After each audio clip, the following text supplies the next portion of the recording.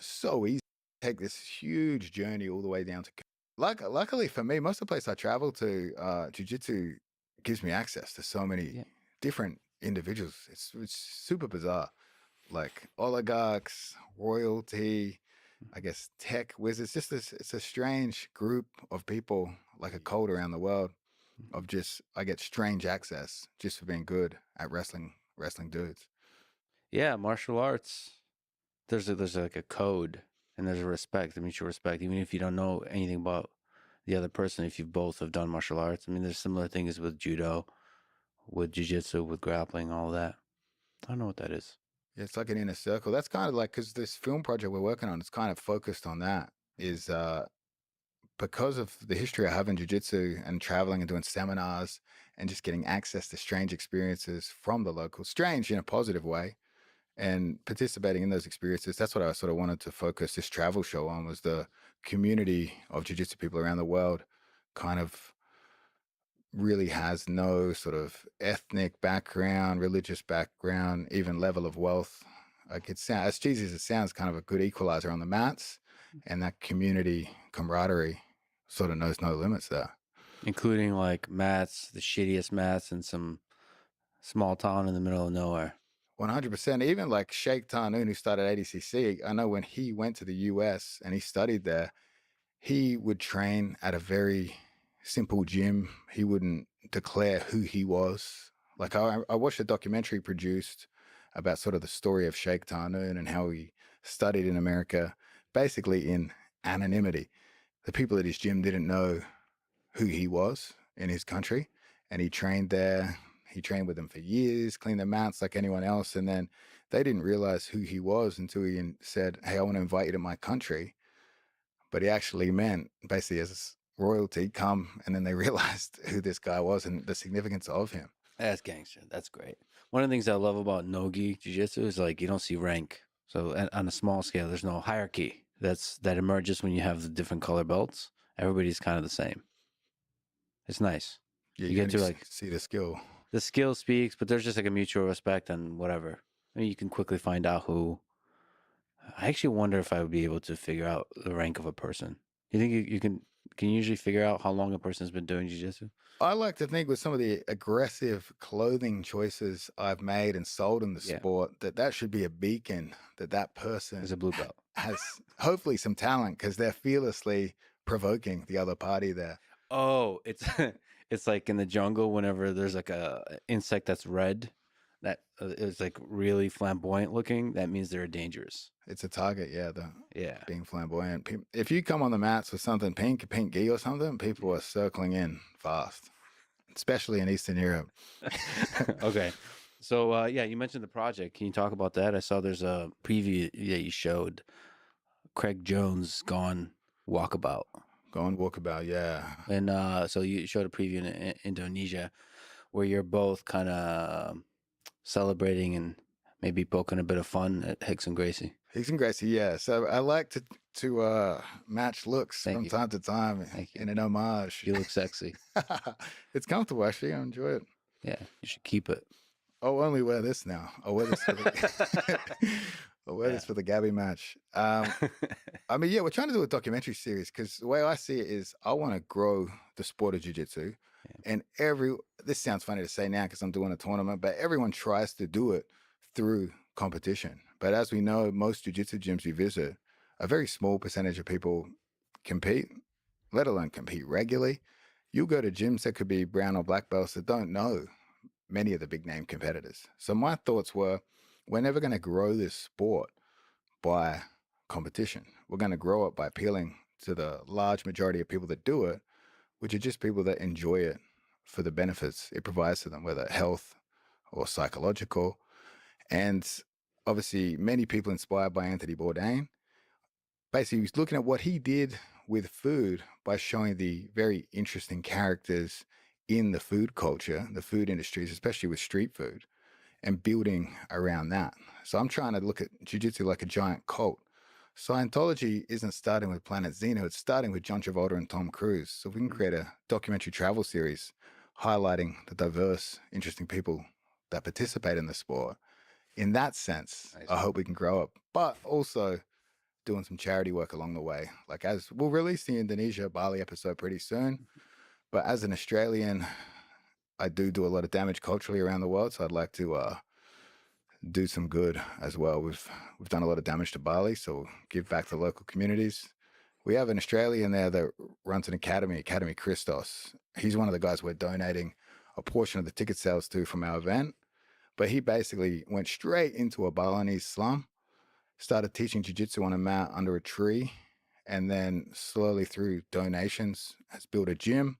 And his real focus is not just taking money from people and gifting it to them to help the community, but to teach them skills. So he'll take a lot of the disadvantaged kids and he'll teach them things like photo editing so they can get that work from the internet. Really incredible guy. It's good to know that you see yourself as the John Travolta of jiu-jitsu. Many masseuses have accused me of the same thing, unfortunately. All lies. Yeah, there's a lot of there's a lot of similarities between the two of you. So you mentioned Anthony Bourdain. What do you like about the guy? What do you find inspiring and instructive about the way he was able to, as you said, scratch beneath the surface of a place? I just felt like he was very authentic, wasn't afraid. Like, this is something I had trouble with when we first started doing the travel show. It's easy to do a travel show if you only say positive things about a place, Yeah. But he would find a very creative way to show what's good and bad, a very honest reflection of the place. So that's something I would strive to do. However, in some places, it's very difficult. You know what I mean? Like, for example, Kazakhstan. If I were to say something negative about Kazakhstan, they'd be like, who's this foreign idiot talking about our culture? And I think that was what was incredible about Bourdain, is he could talk about both the good and bad of places, and he would do it in such a way that it was tasteful and was respected by the locals. Yeah, that's actually a skill that you're incredibly good at. You make fun of a lot of people, but there's something, maybe there's an underlying respect, maybe it's the accent, maybe, I don't know what it is. There's a love underneath your trolling. I like to think so. Hopefully, yeah. Gabby Garcia. There's a deep, passionate love underneath the trolling. Yeah. Speaking of which, let's talk about CGI. You're putting on the CGI tournament. It's in about a week. Same weekend as ADCC. $3 million budget, 2 divisions, 2 super fights. Winner of each division gets $1 million. Everyone gets $10,000. How do you even say that? Plus one. 10,000 plus one, yeah. Plus one. Just to compete. So it's August 16th and 17th. Everybody should get tickets. Same weekend as ADCC, which is August 17th. Okay, so what's the mission of what you're doing there? The mission has always been, first and foremost, increase athlete pay. So ADCC has invested a ton into the sport. Obviously, I mentioned Sheikh Tanu. Sheikh Tanu's done so much for the sport of grappling, particularly no-gi grappling. So he's growing it. He has funded this for a very, very long time. But we've kind of hit a point since 2017 where the audience, the crowd watching live and at home behind a paywall, has grown considerably. We had things like Meta Morris, we had the Eddie Bravo Invitational, Polaris, all these sort of professional events that have also contributed to growing the sport. And obviously, people like Gordon Ryan have definitely increased the popularity of the sport. But the payment for ADCC has never gone up, despite, again, the growth of it. So what I did, a lot of fans were asking me earlier in the year, they said, Craig, you're going to do ADCC. And I said, that is a big commitment of time, energy, expenses on steroids to get my body ready for a tournament that I'll probably lose. And if I lose on day one, I make $0. Mm-hmm. If I lose in the final, which I have done a couple times, I only get $6,000. I think third place is $3,000. Fourth place is $1,000. So if you make day two, you get paid. But for me personally, seeing ADCC 2022, you're looking out to a sold out crowd of like 10,000 people. It's on Flow Grappling, which paid quite a bit of money for the streaming rights. I can't comment on what that number would be. And then you go home, despite having put in all that effort, with only 6,000. And the argument is you're paid in exposure. But again, there's many ways to expose yourself. You know what I mean? That's just one of the platforms to do so. Yeah. My problem was that they announced that they were going to go from Thomas and Mack to T-Mobile, which is a jump in quality of stadium, but not a significant jump in sort of seating. So we've gone from like 11,000 seat arena to I think a 15, 16,000 seat arena. And I knew that Flow Grappling would have had to pay more money because now the sport's growing so much. And I can personally kind of track the growth of the sport through selling instructional DVDs, instructional online products, because that keeps growing. And we're targeting those white and blue belts vulnerable to internet marketing. Yeah. And that audience continues to grow. And those will be the people that largely watch ADCC events like this. So I simply said, in response to a lot of fans asking me, why are you going to do ADCC? And I just simply made a video saying, no, probably not. Probably not. It'd be nice to make some more money. And then I listed a bunch of sports, such as cockbar, that you get paid more to win cockbar. In the villages of Kazakhstan, the payment structure is higher. Mm-hmm. And I received a very aggressive response, not from any of Sheikh Tarnoon's people, but from basically who runs the event today. One of those guys, amongst giving me death threats, said, hey, T-Mobile costs $2 million. You don't know what you're talking about in terms of business and production. And he's probably right. But to me, $2 million is a waste of money for a jiu-jitsu event. I don't think we're at that level yet. Like that's where the UFC host events, $2 million, that's an expensive venue. So we argued a bit on the internet and he said, hey, if you don't like it, why don't you go get $2 million and put on your own tournament? And I said, I might just do that. Mm-hmm. And one of my anonymous friends kindly donated a $3 million budget. And I actually messaged him before the show to say, hey, we won't reveal your identity because obviously anyone that has money is going to get asked for more money or ask for money from others. So he wants to remain anonymous. But he basically just said to enjoy the trolling aspect of it and also contribute to the sport of jiu-jitsu. Well, it's good to know that the anonymous funder appreciates you for who you are, Craig Jones. He sees my true identity and he wants to provoke. It's trolling for a good cause. Yeah. But basically, we were able to find Thomas and Mack Event Center, which was their original venue, and it just so happened to be available that same weekend, which we're very happy about. So we booked that out. We decided to ADCC pays $10,000 to the winner. We were like, you know what? We'll pay $10,000 plus one to show up. So to show up in our event, you're going to get paid more than to win ADCC.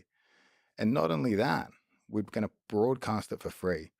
So on Meta, X, and YouTube, you'll be able to watch this event for free. That's amazing. It's very considerate to the Flow Grappling streaming platform, I believe, to have also a free alternative on the same weekend. And the brilliance of this whole thing is I was largely criticized for not knowing anything about business, but the people criticizing me decided to host a tournament at 15,000 seat arena. They decided to take sponsors. They decided to use the streaming platforms that would sell subscriptions based on the athletes that would enter it, but not give any of the talent, the athletes, a contract, which gave me this beautiful position to basically say, hey, what do you prefer, the prestige of an ADCC gold medal or money? And that's the fuse so far. And we put that out into the world.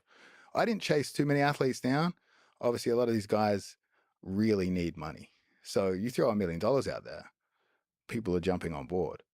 So initially we got two local guys here in Austin, the Tackett brothers. They jumped in first and they're great kids. They really legitimized the whole thing because if we'd pick certain athletes like just B-team guys straight away, it's already looking a bit dodgy. But we got some legitimate athletes, especially the under 80 kilo divisions, full of minus 2 or 3 guys. That's the best people in the world in that weight division.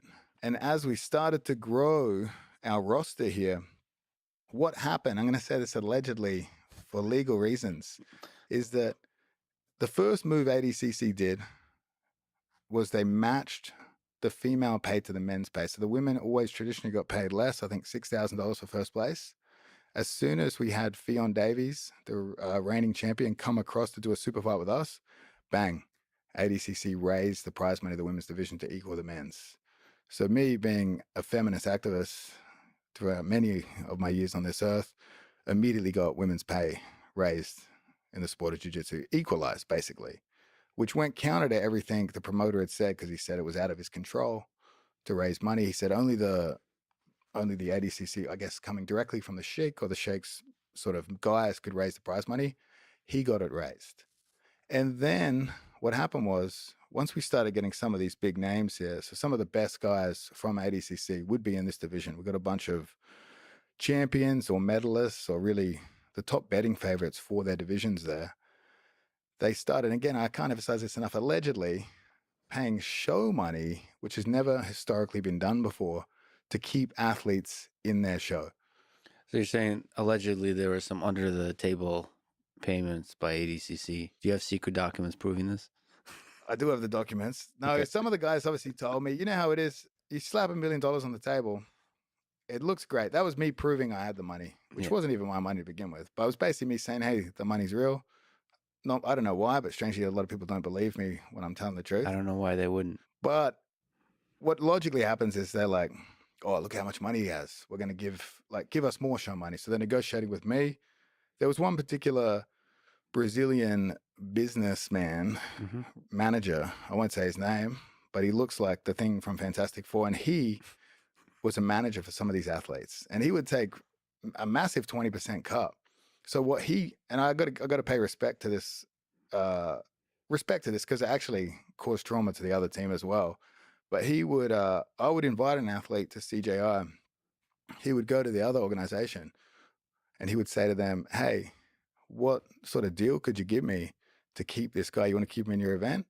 And he would use CJI to leverage more show money for his guys, of which he gets to grease the wheels with 20% for himself. However, at CJI, everyone gets $10,001 across the board and $1 million prize money. So there's no room for really negotiation for the tournament aspect of us. So he has a vested interest in putting his guys in ADCC because he can negotiate show money and he can basically take 20% of that for himself. But really, for the sport of grappling, this is incredible across the board because by us stealing or at least borrowing a bunch of athletes from ADCC had to fill their divisions.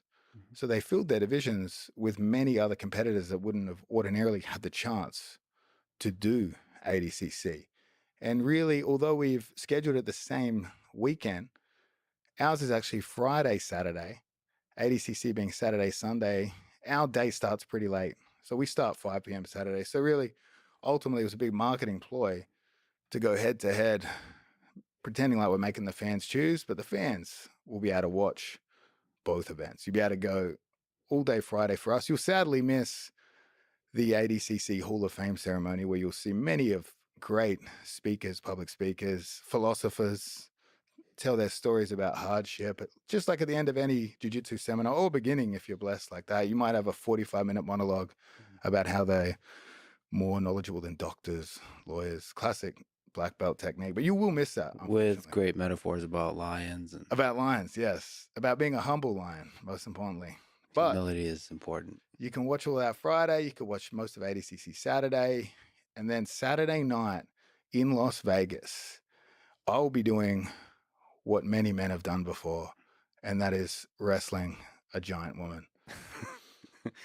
Can you speak to that? How are you preparing for this moment of violence on a Saturday night with Gabby Garcia? So Gabby Garcia is the legend of sort of women's grappling. I think she's won more than anyone else. So between me and her, we would at least have 15 to 20 world championships, I'd imagine. Yeah. She's huge. I say that in an endearing way. She might be 6'4", 6'3". And her weight varies depending on what time of the day it is, between 220 and 275 pounds, but she's going to be coming in quite big and strong. Me, I am about 179 pounds right now and a 5'11". So I've got a significant size disadvantage. She has the credentials, but we're gonna scrap it out and see who's best, the greatest women's competitor of all time, or a guy that's never won anything. Has it added some complexity to the picture that, there's some sexual tension in the room whenever the two of you are together? Yeah. Or maybe I'm being romantic, but it seems like you've slowly started to fall in love with each other. It's been 3 years of seduction. Yeah. It's been a long time. It's inspiring for many young men that follow you and look up to you. Just the romantic journey that you've been on. It's truly inspiring. Yeah, I would say it's a motivational message to the guy that keeps sending DMs to a girl on Instagram for years. That maybe after 3 years, it could also happen for you too.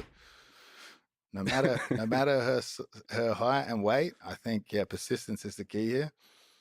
Yeah. And we do have a wager on the line. What's the wager? This might be the first wager of its kind, I would hope, in combat sports history. Mm-hmm. If she wins, I'll personally give her $1 million. If I can footlock her, we're going to collaborate together in an OnlyFans sex tape. Did she agree to this? She shook on it. This is great. You do have an OnlyFans channel. Is that still up? It's after August 17th. It's going to be firing. It's going to be on fire. Yeah. Wow. I think that, and honestly, when we talk about secret investor, I think that could fund the entire tournament. It'd be that successful. That'll be the only paywalled thing about this tournament. Is your OnlyFans. Yeah. It's going to be a spiritual experience for me. Yeah. Wow. Okay, I'm totally distracted now. Can you talk about the rule set? So we're using the angled walls inspired by Karate Combat. Karate Combat did those angled walls. Those are awesome. You're calling it the alley. That's really, really interesting. So it's like in a pit, I guess, and the angled walls are. Yeah, so Karate Combat have a square pit. We have a rectangular alley. We like the visual of just you're in the alley with someone, we both know what goes on in an alley. There's only a couple of things that could go on back there. What's the second thing? Never mind. I got it. But why this is brilliant, why the angled walls are brilliant for grappling is because any grappling tournament, this goes without question, goes for IBJJF, ADCC. The reset is one of the most annoying aspects of the sport. And one of the aspects of the sport that some of these sneakier guys take advantage of. There's guys out there that are brilliant at playing the edge. Open, the ref will reset them, or they'll shoot a takedown near the edge. And you might watch, and again, I'm picking on ADCC here, but you might watch an ADCC match where 90 seconds of a 10-minute match is the referee grabbing them, bringing them back to the center, or trying to recreate something of a position that landed outside. Not only is that sort of boring to me, and it sort of could be bias, again, it's happened to me in events where the ref's gone, stop, I've stopped, he's moved a little bit more, and then there's an adjustment in the reset. I mean, it's cheating to a certain extent, it's just more of an annoyance. They bring it back, they reset it to the best of their ability in the center. The angled wall mitigates that, and it mitigates it in such a way that is a disadvantage to be pushed up against the angled wall. You're very easily taken down against the angled wall. You could use a cage like the UFC does or any sort of MMA organization. However, cage wrestling can be slow. You're obviously at the vertical and it can stagnate there. Guys are very good at using split squats to really defend that position. And for me personally, I don't love the cage for grappling. I'd like to differentiate it for grappling. What holds people back from using the alley or a pit-like structure is the viewing angle. Because if you're one of the VIPs or you pay for an expensive seat, that angled wall's above you. A cage you can see into, an elevated platform sort of stage you can see clearly into because it's basically flat, but the athletes could fall off and injure themselves. So if something happens, UFC Fight Pass is the elevated flat stage. It's kind of scary to be near the edge. You go off, you're going to land on concrete.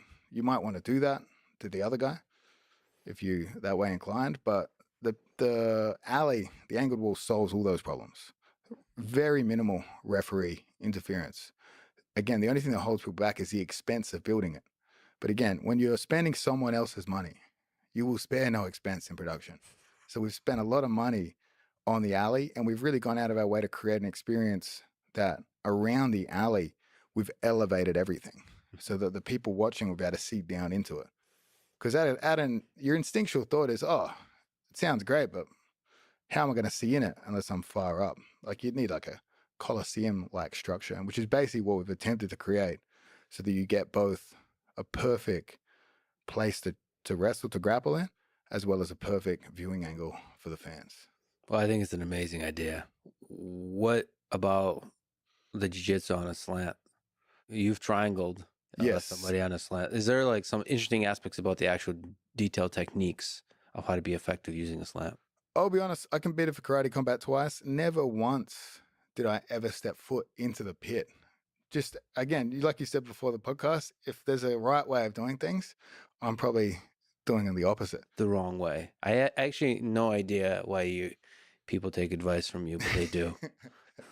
I'm mostly an inspirational speaker at this point. I think. Yeah. You and Tony Robbins are like this. Same size at least, but in terms of the training for it, obviously the athlete's very difficult. Some of these guys have gone out there and built their own angled walls. Yeah, I saw that. There's a cool video of that. They're getting into that. That's a smart thing to do. There's $1 million on the line. You should probably invest in that. But I also like a new surface that no one's competed on. No one's gamed it yet. No one's like, we're going to see it unfold. Like when UFC, when people started figuring out how to use the cage, we're going to see this unfold in front of our very eyes, how the strategies work for this. The other thing we've done too is we're doing rounds. So qualifying rounds would be 3 5-minute rounds. The final would be 5 5s. Why I want to do that is to incentivize action. We're going to incentivize action through penalizing people, but we really want, I love a short burst, a break, and the guys can go hard again. I don't like a jiu-jitsu match where the guy takes the back early and he's like, oh, if I keep this position, I've won. And that's something that people that don't compete don't realize. Is if you get a good position early, get up on the points, you just sit there and go, oh, let's ride this to the end. That's why I want rounds, so that you might take guys back. You're really incentivized to get that finish. And the way we're trying to grow the sport is to steal the MMA scoring structure, which a lot of people criticize because they think it's overly complicated. They don't understand it. But to the mass audience, they understand a 10-point must, understand a decision in that sense, they understand it being scored round by round. So we're trying to appeal to a broader audience here. But we think, based on the structure, based on how hard we'll call stalling penalties, based on you wanting to finish your opponent quick to have a better chance at $1 million, because it's 10,001 to show up and $1 million to win. If you ain't first, you're last. There's no reward for second place. So I'm punishing the one position I've only ever been able to achieve in tournaments. Are you worried that because of how much money is on the line, people will play careful? A very generous friend of mine has provided this money. I'm like, unless you guys go out there and try to kill each other and put it all on the line, I just won't do it again. Yeah. Like, I'm giving you guys a massive platform. We've turned down offers from streaming platforms that wanted to buy the rights to this event because the marketing's gone very well. We're turning down money to grow the sport. The ADCC promoter said he wanted to grow the sport. So what he did is he put it behind a paywall and he used the money from the paywall to buy a more expensive arena. I don't think that's how you grow the sport. I think you grow the sport like comedians do these days. Like guys like Mark Norman will release a special for free. Andrew Schultz did it first. He released a special for free and it grew his audience massively. I think that's what jiu-jitsu needs. We need an exciting show that's not behind a paywall, that'll grow the sport, grow the audience, and really then ultimately we can get to a level where it could be behind a paywall, but I just don't think we're there yet. Yeah, I think $1 million is a lot of money, but the opportunity here, because it's open and freely accessible by everyone, is to put on a show. And then you get $1 million every year. If this is a crazy, exciting event, the funding is going to be so easy year after year. And the other aspect we're doing to it is, unfortunately, I'm not going to make any money off this thing. It's a non-profit, and the money from charity, except the OnlyFans, but whatever. Yeah, that's the real cash cow. But that's the real work too. Yeah, and that's not for charity. That's for your personal bank account. The OnlyFans, or you also that'll be for the follow-up therapy, but yeah, that'll be an expensive gig for whoever takes that on board. Love hurts. That physically will, yeah. Ticket proceeds to charity. So like obviously we've got the $3 million budget, we've got production expenses, we've got the team of staff to hire. But if we could sell this thing out, we could potentially donate a ton of money to charity. One of those charities is Tap Cancer Out. And what's great about this is Rich Byrne is a black belt from New York who's in the banking world. He used to run an event called Kasai Grappling. He went through cancer. He basically had a very aggressive cancer. He had it treated. And now he basically has said to us that whatever we donate from the profits of the event, he's going to match dollar for dollar. And we've also had another guy who wants to remain anonymous agree to match dollar for dollar as well. So the more ticket sales revenue we can create here, the more we can actually give back to charity. So it's really all round. It's going to be a great event. Yeah, Tap Cancer Hour is great, and all the charities that the athletes have been selecting are great. What's been the hardest? You haven't. You are wearing a suit, so you figured out how to do that. But The tie was difficult for sure. the tie was difficult, but you figured it out, and congratulations on that. But you've never run a tournament. No, I've never wrestled a big woman either. Well, I have, but not in this form. not in a competitive environment for OnlyFans. What's been the hardest aspects of actually bringing this to life? The first one was people believing it was real. Yeah. That was quite difficult. And then communicating with the athletes. That's basically my responsibility, is securing these guys, getting these guys to commit to things. It's very difficult. There's a reason a few athletes in every sport really stand out. And it's kind of professionalism and kind of the way they market themselves. And I think those two things do go hand in hand. So we're in a sport where there's not enough money, where a lot of these guys do have managers. I think in MMA, things would be a lot easier for the promoter, because you're not talking directly to the athlete. You're talking to a guy who's obviously taking a cut, but like there's a middleman. So in a situation where you're talking directly to the athlete, it can be very difficult, can be very annoying, can be very hard to reach these guys. They can be very non-committal. That, for me, has been one of the biggest challenges. The guys that I speak to that are like, I'm in, and then they're like, I'm out, I'm in, like navigating this area. One other aspect is, because we did this basically from idea to event will be less than 3 months, 3.5 months. So it's like we're having to do so much in such a short period of time. Little things like, of the show money we've given them, they're expected to basically secure their own flight and hotel to the event. We're cutting down on staff, because that would be one of the, if I had to coordinate getting these guys flights, I would just jump off a building. Like it's hard enough to get them to agree to the event, let alone coordinate. Hey, what date do you want to come in? It's like herding cats. So really just the interpersonal stuff's been difficult. Obviously, going up against ADCC, the legacy event, has been pretty damn difficult as well. Well established, huge history. They've been selling tickets for 2 years. Everyone's known it's been coming for 2 years. That thing was largely sold out before we even announced the event. So we're going head to head with this event. So from a ticket sales perspective, very difficult. What's been Reddit question? What's been the most surprising people who turned down your invite? Ooh, I mean, we can name names. I mean, obviously, Kainan, he was a semi-in, semi-out.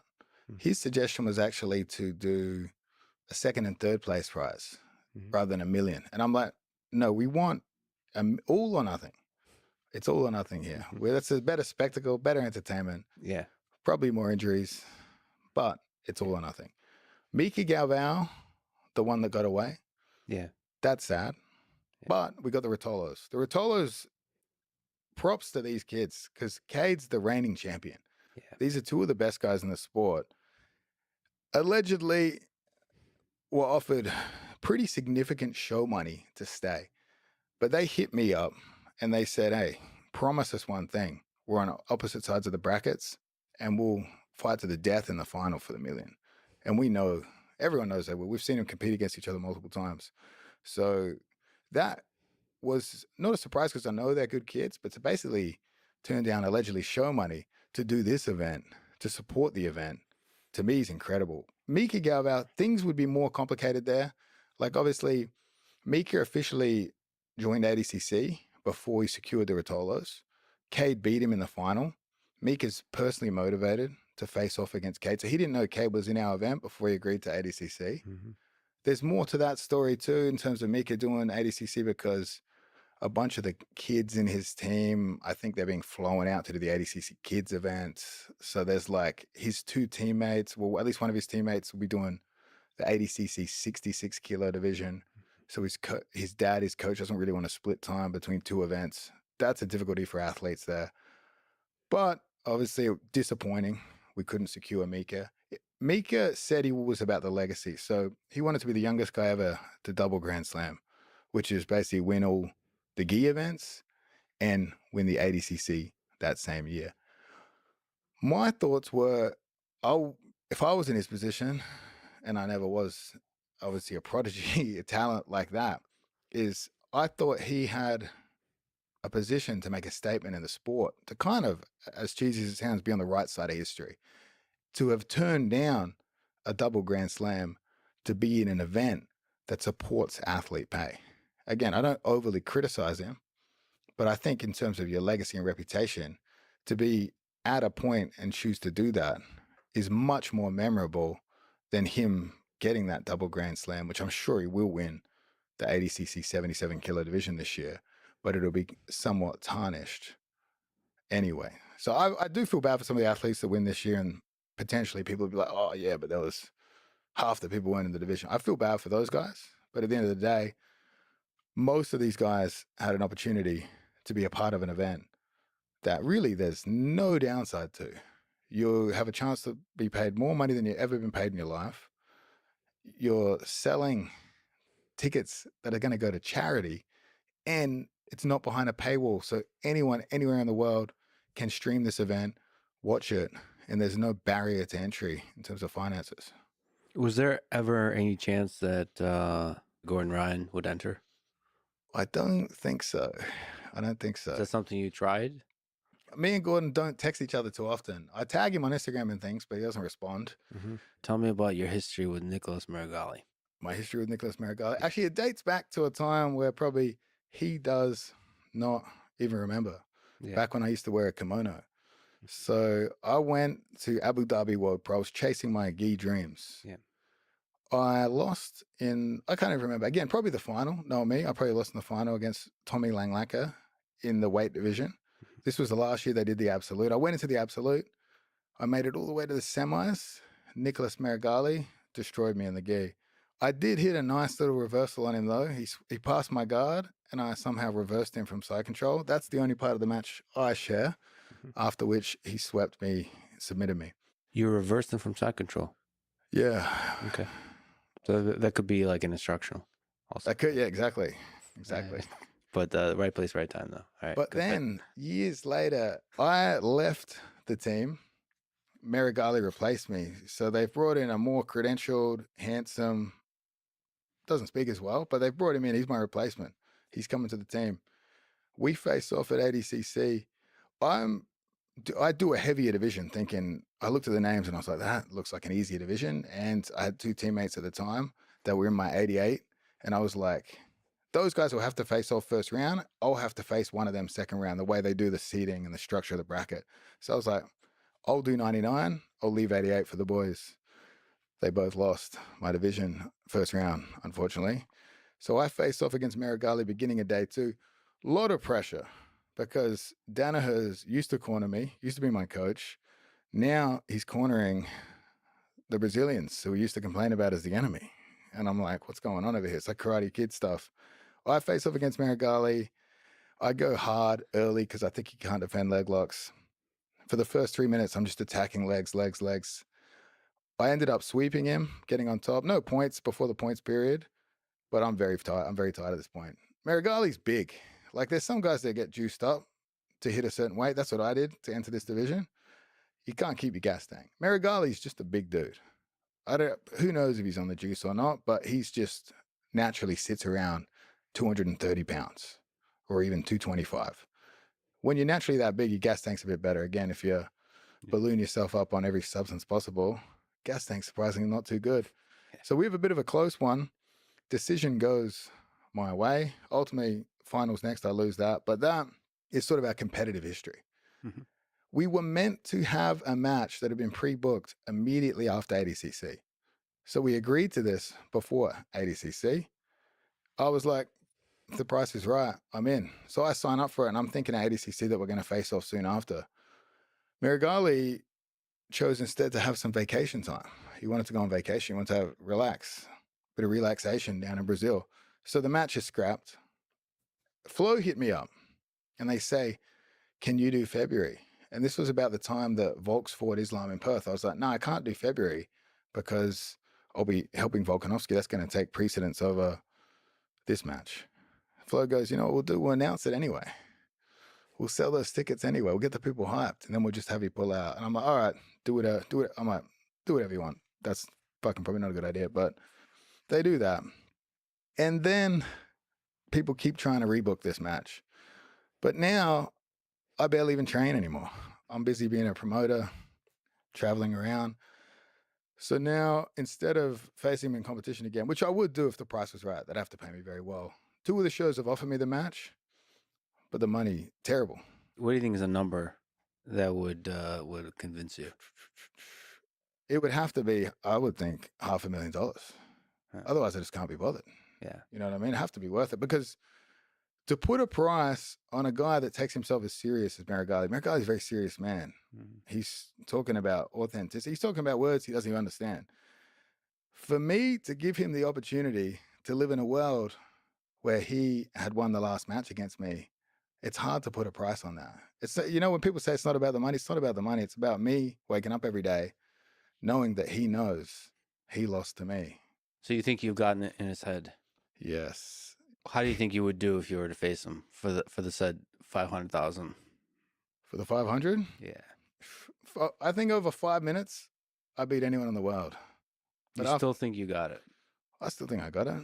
Gabby about to find out too. All right, so you're gonna make a statement with Gabby, like that it'll be a match. It'll be a match she remembers. Yeah, she for sure will remember. I think the fans will remember it as well. One. I'm open to, like, if we do this match, I'm taking it very serious, but we'd be open to rematches. I've always said I would have a MMA fight with her. I wouldn't be afraid to hit a big woman. So unlike with Marigali, if you win, you're not gonna ride out off to the sunset with Gabby. I'm a bit of a romantic. I think she deserves a few finishes, you know? Not one and hit the bed that night. So you think you can actually beat Nicholas Marigali? I think so, yeah. I mean, you could throw a riddle at him before the match. That'd fucking complicate things for him for the next hour. Will you and Gordon ever get along again? I think so. I think we need, the origins of MDMA was couples therapy in the 70s in Houston, I believe. I believe something like that for us could resolve these underlying issues. You're a man of Reddit because they suggested that you should consider ketamine therapy sessions. Just imagine a therapist sitting down with him. They'll be like, clear the schedule for the next couple of weeks. With all due respect, Greg, I can't imagine a therapist sitting down with you. That would be a terrifying. I do have a therapist, actually. They prescribe me Vyvanse. He's quite confident in my. Is this, you met him in Bali, or what did you? It's a Russian website. It's the old Sean Connery thing. It's not a therapist. It's just something that's spelled the same. I think me and Gordon, a debate of some type would be awesome. Like a political debate. Yeah, me representing Kamala Harris, and him representing Donald Trump. Would be so intellectual sparring. An intellectual battle, a battle of wits. Can you just speak to your trolling? Is there, like, underneath it all, is there just a respect to the human beings you go after? For sure, they have to be worthy of being attacked. You know what I mean? Like, if someone attacks, that's the thing. It's like you want a worthy adversary, not in a sense of, I don't want to battle someone that has better banter than me because I'm going to lose, but I want to battle someone with a profile large enough that it doesn't look like you're just. Who do you think is the biggest troll or shit talker in martial arts? Hanada Laranja. Yeah, well, you can't even put him he's in the other class of human being. He's overqualified. Chael Sonnen comes to mind. Chael's good. You versus Chael. Who's a better shit talker? If you look at the entirety of the career. Chael is better. I mean, I think if you can shit talk in MMA, because there's far worse consequences for you. If you're still willing to do it when really violent things can happen to you. I mean, I'm getting death threats, but like he has a certainty of violence against his opponents in MMA. So on Reddit, somebody said you are a coral belt level troll, and just happen to be good at jiu-jitsu. So what did it take for you to rise to the ranks of trolling from white belt to black belt to coral belt? Like what's your journey? We're talking shit. That's a good question. Hey, I think it would have happened after I moved to America. Because in Australia, like we just on a daily basis say some of the worst things you could ever imagine. Like in private life. Yeah, Yeah. we're just trying to ruin each other's day. Yeah. In a way that's so blasé, you're going back and forth, and the guy that actually gets upset and says some real shit, that's your victory. You know what I mean? Like Yeah. you're like, oh, we got you. That actually bothers you. All right, we'll take that as a victory. Right. So when you come to America and everybody takes themselves a little too seriously, those are just a bunch of victims Yeah, that you then can take advantage of. An Australian entering American banter is like Neo getting his Matrix skills. You're just like, whoa, I see everything coming. Do you ever look in the mirror and like regret how hard you went in the paint at somebody? I don't think so. I don't think so. You say you're proud of yourself? I think what I offer is some balance. It's like I'm bringing some justice. Ultimately, it'll probably come back in spades to me. Yeah. I don't know. As a fan of yours, as a fan of Gordon's also, but as a fan of yours, I see the love behind it. I don't know. It seems always just fun. The shit talking seems fun. I wish you'd buy it back. It doesn't buy it back anymore though. What's your relationship like with Mo, the organizer of ADCC? I mean, it's been a love-hate relationship. I guess Like with Gabby? It's like any good relationship. If you don't get blocked at the end of it, were you really in love to begin with? Right. That's my thoughts anyway. But so in terms of my friendship with Mo, me and Mo were really close friends for a long time. Would talk a lot. He was instrumental in us moving Danaher Death Squad to Puerto Rico. He lives in Puerto Rico, spends most of his time in Puerto Rico. I've spent time with him in Florida, California. But in terms of our relationship, I'm trying to think of an exact time where it went south. But I guess him being the ADCC organizer, in my attack of athlete compensation was taken personally, which is obviously going to ruin whatever friendship you had. And that started around the time you were thinking about CJI. I mean, to be honest, CJI was a result of the response of my discussion of athlete compensation. So me and Mo had been close friends even after the Danaher team broke up. We were still close friends for quite a while after that. But it does complicate things when someone is, for all intents and purposes, he, as an ADCC competitor, and he runs ADCC, the event, he's in control of it now. He is your boss. So that does complicate our friendship. Have you had a conversation since you announced CJI? Have we had a conversation? When did you get blocked? I honestly didn't get blocked. I was just joking. Nah. Honestly, we had a disagreement about athlete compensation. I said, let's do a podcast and talk about it because I'm a big fan of transparency. If you think I'm an idiot for thinking athletes should get paid more, tell me it. Show it to me. And I've made public statements. Other people have asked why we don't get paid more money.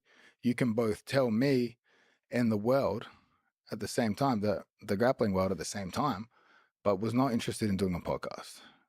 Again, maybe he thought I was going to hit him with some gotcha questions or something, but really at the end of the day, I personally believe you've got nothing to hide. If you are confident in the business decisions you've made, then there's no gotcha moment that I could actually do. I would have done the podcast if I looked like a complete idiot, would have released it anyway, because it would be a good message to where we are in the sport.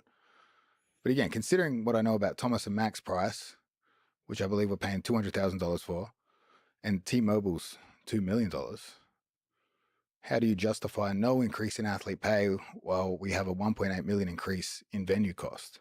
So you're saying there could potentially be poor business decisions, poor allocation of money that could be reallocated better to support the athletes? I've never once thought this was some organization where Mo's like stealing money for himself.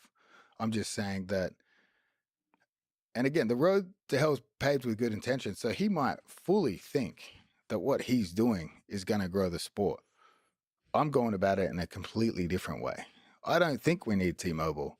I don't think we need it behind a paywall. I think we need cheap venue, still maintain good quality production, release it for free. If you want something to grow, present it for free. Is there a future where the two of you talk? Yeah, for sure. He keeps insisting on talking face to face. I don't have a problem with that, but my argument is this is a public feud. The public, like this is we're having a disagreement. Let's settle the disagreement in a way that answers the question to the fans. Because if one of us is a complete idiot, then I believe the world of people following this story are entitled to know which one of us is an idiot. If you talk to him, would you be good faith? Like, would you turn the troll down from 11 to like a 3? Yeah, I don't even think I need to troll him. I just say, hey, why, like, show us the books. You know what I mean? Like, honestly, when our event's done, we're going to be pretty transparent. Obviously, we are ran as a non-profit. We're going to be pretty transparent about everything. And I mean, obviously, ultimately, all the views we get when an event's on Flow Grappling or Fight Pass or any other streaming provider, unless it's a pay-per-view, you're not going to know how many people watched. So that's one aspect of what we're doing is we're going to have a visual sort of guide to how many people are fans of grappling. Yeah, transparency in all of its forms. That's what bothers me about the IOC with the Olympics, is that there's this organization that puts on an incredible event, but it's completely opaque. It's not transparent. And the athletes don't get paid almost at all. So it's usually from sponsorships. And they sell distribution, broadcast distribution. And so like it's mostly paywalled after the fact. It's very, unless you're a super famous athlete or a famous event, it's hard to watch. I don't know, the early rounds of the weightlifting or the judo or the all of the competitions, where most of those athletes get paid almost nothing and they've dedicated their whole life, like they've sacrificed everything to be there, and we don't get to watch them openly. You can't, in many cases, you can't even pay for it. With IOC, I've got to experience this because I'll have like podcast conversations with like judoka, for example, and I put like a little clip in a podcast, and the Olympics channel takes it down immediately. So they have all the videos uploaded private. They're private. Oh, to flag the copyright. They just flag the copyright automatically. From the private videos they could release. They could release somewhere, even if it's paywall, which I'm against, but paywall it, but make it super easily accessible. So the flow grappling model is still okay. I'm against it. But if you do a really good job of it, okay, I can kind of understand a membership fee, but like it should be super easy to use. But in the case of the Olympics, first of all, in the case of the Olympics, the whole point of the Olympics is for it to be accessible to everybody. So paywalling goes against the spirit of the Olympic Games. And I would say the same is probably true for many sports like grappling, especially for major events like ADCC, that I feel like that should be openly accessible to everybody, like on every platform. But what was the decision like for you to make it accessible on YouTube and X? And well, I mean, just because basically it's going to grow the sport. You know what I mean? Like if you have to subscribe to a platform to watch something you have a mild interest in, a mild curiosity in, there's a financial barrier there. So I want to open it up because again, we have an investor who's contributing and is happy for it to be spent this way, happy for us not to be held hostage by these sort of streaming providers. And really, like, again, I'm not making accusations against Flow Grappling or UFC Fight Pass. They are making the right business decision by not providing streamer numbers, because that's leverage that those people can use against the streaming provider. But for me as an individual athlete that really wants to understand the metrics of how many people actually watch this sport, to leverage that in my own sponsorship negotiations, then if I'm in a position to have this out free and also give every athlete involved the same metrics and information, like you will literally be able to see the spikes when you compete, and you'll be able to take that and present it for opportunities for sponsorships, for businesses to say, look how many views this got. I was one of the most viewed moments of this event. So I want to put the power back in the athlete and take it away from the host. And it creates a lot of incentive for the athlete to make it exciting. Yeah, this is your time. It might never happen again. I fully intend to run this every year. That's the goal. But again, it might never happen again. Is there a possible future where the 2026 ADCC is run by Craig Jones? Could I take over ADCC? I think from an ADCC perspective, it would make a lot of sense. I think it would make a lot of sense to wait to see if this event turns into Fire Festival first before you commit to something like that. But I think a more modern approach to the promotion of the event. Again, I keep going back to the comedians. You know what I mean? If you want to grow your brand, whatever that may be, provide content for free, and you can paywall eventually. You can grow the audience, create the audience free. You know, I think again, if your goal is to create a huge sport here, then it's like if we're already a niche sport and competition aspect of that is an even smaller niche, then we need to grow that, providing this content for free. Well, having just chatted with Elon Musk, who fundamentally believes that the most entertaining outcome is the most likely, that to me, if the universe has a sense of humor, you would certainly, Craig Jones would certainly be running ADCC, which would be, I mean, it would just be like beautifully hilarious. It would be a poetic ending. It would be a underdog story from a man that could never win the event to running the event on behalf of the Sheikh Tarnoon. So I saw B team videos of the CJI camp, people training super hard.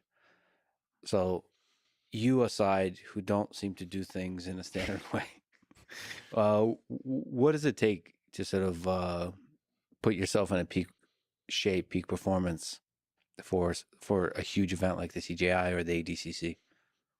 I mean, it's psychologically, it's really, really brutal. Like for me, anytime I'm leading up to any event of any meaningful significance, it's horrible on a psychological level because you're always thinking about, are you training enough? Are you doing enough?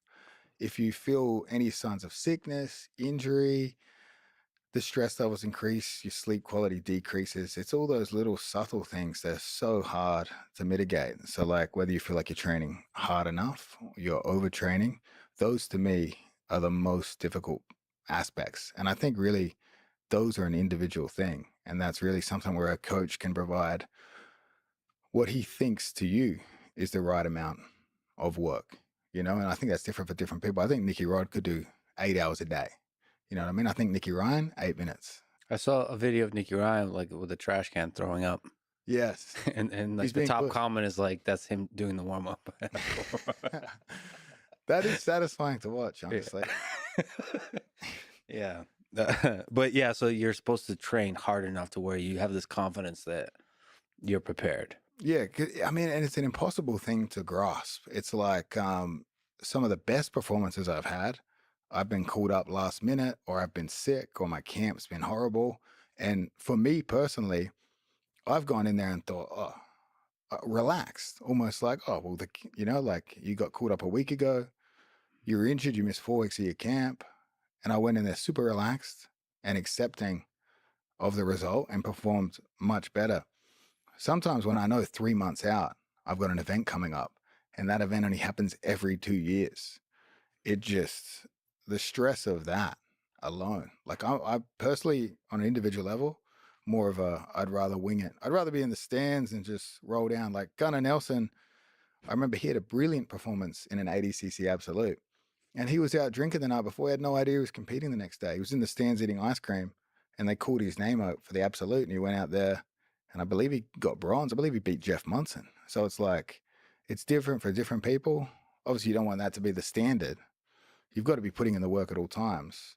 But even now, in my crazy travel schedule, where I don't train anywhere near like I used to, as long as your game is technical and as long as your body's in good condition, I believe you can still train well against world-class guys. You might not be able to do an hour straight, but if you're technique orientated, you're just losing fitness. So is it possible to out cardio Craig Jones? Like, is your game fundamentally a technique based game? For sure.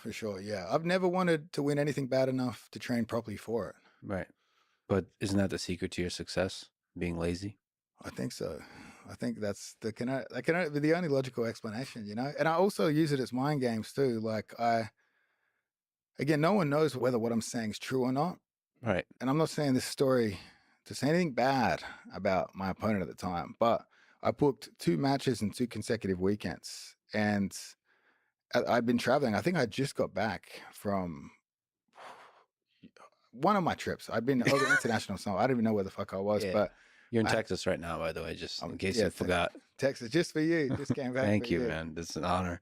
But I hadn't really even trained. I couldn't train. Like I was traveling, just had no ability to train. I trained for like a week, had the Phil Rowe match. And I said to myself, I was down in Mexico City. And I said, you know what? If you win this match, you got to face Lovato next week. Don't go out and party. Don't celebrate the victory. But as a 32-year-old man at the time, hitting a flying triangle submission, I thought that